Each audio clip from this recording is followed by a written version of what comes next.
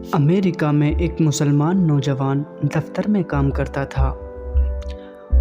اسی دفتر میں کام کرنے والی ایک امریکن لڑکی سے اس کا تعلق بن گیا اور اس کی محبت اس لڑکی سے اتنی زیادہ بڑھ گئی کہ اس نے محسوس کیا کہ اب میں اس کے بغیر نہیں رہ سکتا۔ لہٰذا اس نے اس کے ماں باپ کو پیغام بھیجا کہ میں آپ کی بیٹی سے شادی کرنا چاہتا ہوں۔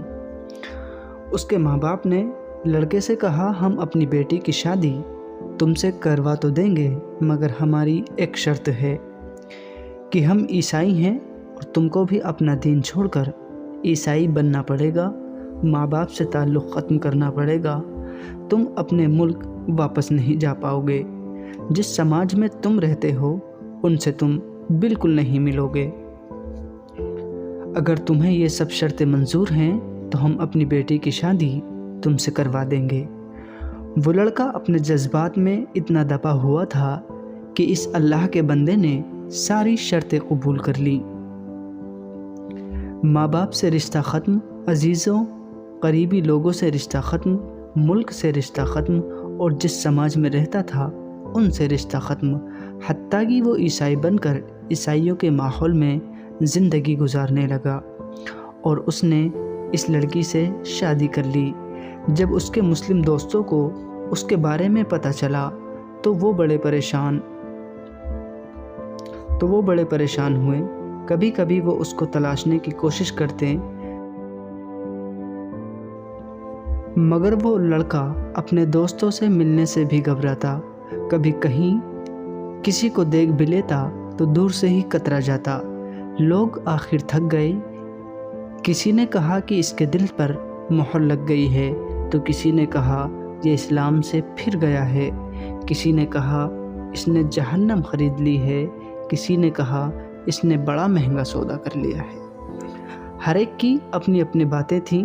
3-4 سال اسی حالت میں گزر گئے، یہاں تک کہ دوست احباب سب کی یادداشت سے بھی نکلنے لگا، بھولی بسری چیز بنتا چلا گیا۔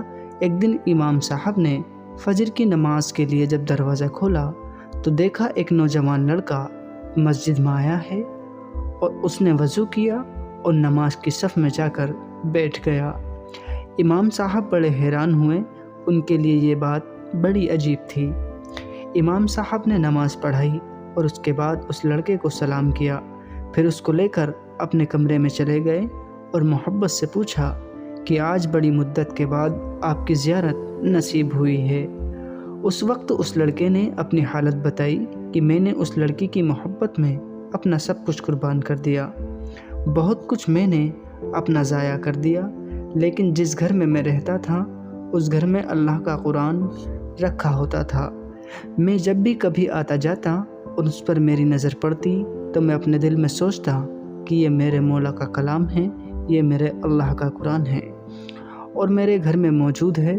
میں اپنے نفس کو ملامت کرتا، اعمال تو میرے برے تھے، لیکن دل مجھ سے کہا کرتا، نہیں، جس کا میں نے کلمہ پڑھا ہے میں اس سے محبت کرتا ہوں، اس کی نشانی میں نے اپنے گھر میں رکھی ہے۔ اسی طرح کئی سال گزر گئے۔ ایک دن میں آیا اور عادت کے مطابق وہاں سے گزرتے ہوئے میں نے اس جگہ پر نظر ڈالی، مجھے قرآن نظر نہیں آیا، تو میں نے اپنی بیوی سے پوچھا کہ یہاں ایک کتاب ہوا کرتی تھی، وہ کہاں ہے؟ تو اس نے کہا میں نے گھر کی صفائی کی تھی، اس میں غیر ضروری چیزوں کو پھینک دیا ہے۔ اس نے کہا اس کتاب کو پھینک دیا ہے۔ یہ سن کر میں وہاں سے واپس گیا اور کوڑا پھینکنے کی جگہ سے اس کتاب کو اٹھا کر لے آیا۔ جب لڑکی نے دیکھا کہ یہ بہت زیادہ اس کتاب کا احساس کر رہا ہے تو وہ بھی سوچنے لگی کہ آخر وجہ کیا ہے۔ تو لڑکی نے پوچھا، آخر تم اس کتاب کی اتنی فکر کیوں کر رہے ہو؟